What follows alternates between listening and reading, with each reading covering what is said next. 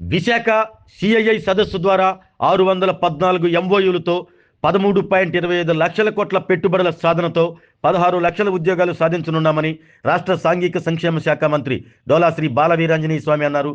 Turpunayudupalem camp కార్యాలయంలో మంత్రి స్వామి మీడియాతో మాట్లాడారు. విశాఖ సిఐఐ సదస్సుతో ప్రకాశం జిల్లాకు 3,704 కోట్ల పెట్టుబడులు రానున్నాయని, దీంతో 5,000కు పైగా ఉద్యోగాల కల్పన జరుగుతుందన్నారు. వెనకబడిన ప్రకాశం జిల్లాకు పెద్ద మొత్తంలో పెట్టుబడులు తీసుకొచ్చిన ముఖ్యమంత్రి చంద్రబాబు, ఉప ముఖ్యమంత్రి పవన్ కళ్యాణ్, మంత్రి లోకేష్లకు మంత్రి స్వామి కృతజ్ఞతలు తెలిపారు. చంద్రబాబు నాయుడు విజనరీ నాయకత్వంపై నమ్మకంతోనే రాష్ట్రానికి పెట్టుబడులు వెల్లువగా వచ్చాయన్నారు.